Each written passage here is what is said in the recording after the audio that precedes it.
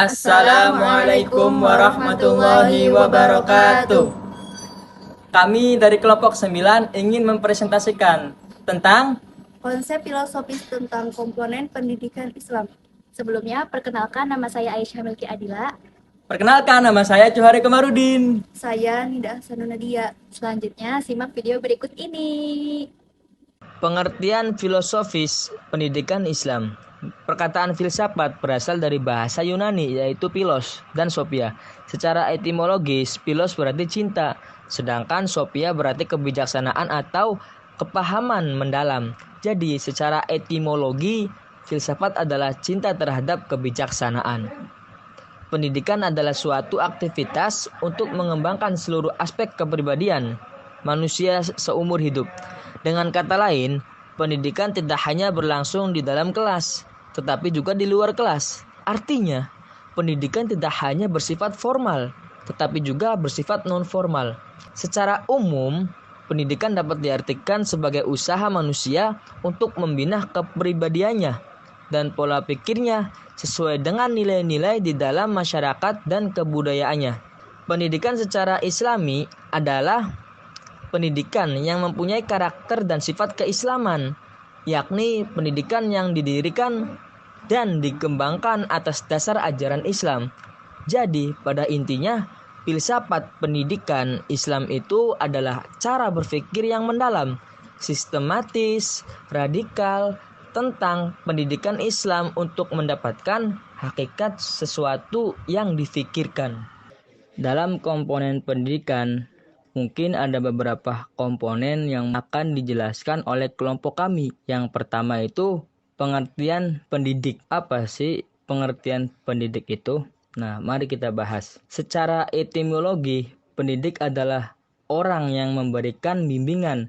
Secara terminologi, terdapat beberapa pendapat pakar pendidikan tentang pengertian pendidik.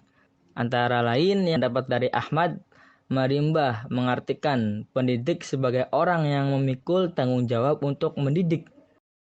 Peserta didik secara formal adalah orang yang sedang berada pada fase pertumbuhan dan perkembangan baik secara fisik maupun psikis. Pertumbuhan dan perkembangan merupakan ciri dari seorang peserta didik yang perlu bimbingan dari seorang pendidik. Setiap peserta didik harus menanamkan rasa tanggung jawab pada diri masing-masing. Seperti tanggung jawab siswa sebagai pelajar adalah belajar dengan baik, mengerjakan tugas sekolah yang sudah diberikan kepadanya, disiplin dalam menjalani tata tertib sekolah.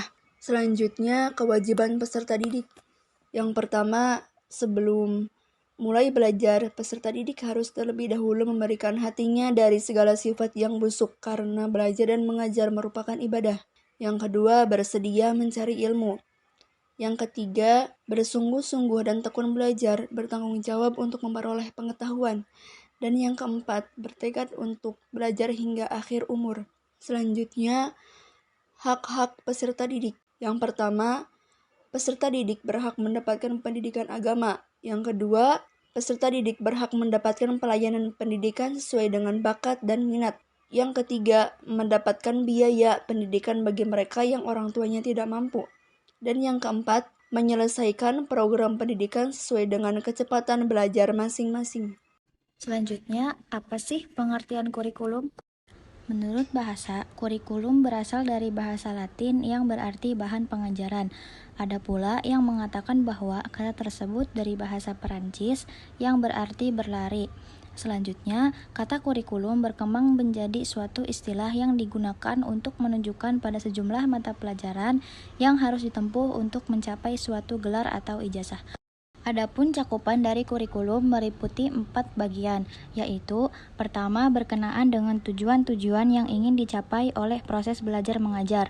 Kedua, berisi pengetahuan, informasi, data, aktivitas-aktivitas, dan pengalaman-pengalaman yang merupakan bahan bagi penyusunan kurikulum yang isinya merupakan mata pelajaran yang kemudian dimasukkan dalam silabus. Yang ketiga, bahan yang berisi metode atau cara menyampaikan mata pelajaran. Keempat, bagian yang berisi metode atau cara melakukan penilaian dan pengukuran atau hasil pengajaran dan pelajaran tertentu. Menurut Omar Muhammad atau Mi Asyainabi, kurikulum dalam pendidikan Islam memiliki ciri-ciri yaitu diantaranya sebagai berikut. yaitu menonjolkan tujuan agama dan akhlak pada berbagai tujuan dan kandungan, metode, alat, dan tekniknya bercorak agama, meluas cakupannya dan menyeluruh kandungannya. Kemudian, seimbangan di antara berbagai ilmu yang dikandung dalam kurikulum yang digunakan, menyeluruh dalam menata seluruh mata pelajaran yang diperlukan anak didik, dan kurikulum yang disusun selalu disesuaikan dengan bakat dan minat anak didik. Kesimpulannya, pendidikan dapat diartikan sebagai usaha manusia untuk membina kepribadiannya dan pola pikirnya sesuai dengan nilai-nilai di dalam masyarakat dan kebudayaannya. Di sini, guru adalah figur manusia yang diharapkan kehadiran dan perannya dalam pendidikan sebagai sumber yang menempati posisi dan memegang peranan penting dalam pendidikan. Kemudian, peserta didik disebut juga dengan murid yang memiliki kewajiban-kewajiban beserta hak dan dimensi-dimensi yang akan dikembangkan darinya. Kemudian, kurikulum pada hakikatnya merupakan rancangan mata pelajaran untuk mencapai tujuan yang diinginkan, baik usaha tersebut dilakukan di lingkungan sekolah maupun di luar sekolah, sehingga peserta didik dapat dinyatakan lulus dan berhak memperoleh ijazah. Gimana teman-teman video dari kami? Semoga video dari kami itu bermanfaat bagi kalian ya. Amin. Mungkin cukup sekian dari kelompok 9. Apabila ada kesalahan dari video kami, mohon dimaafkan ya.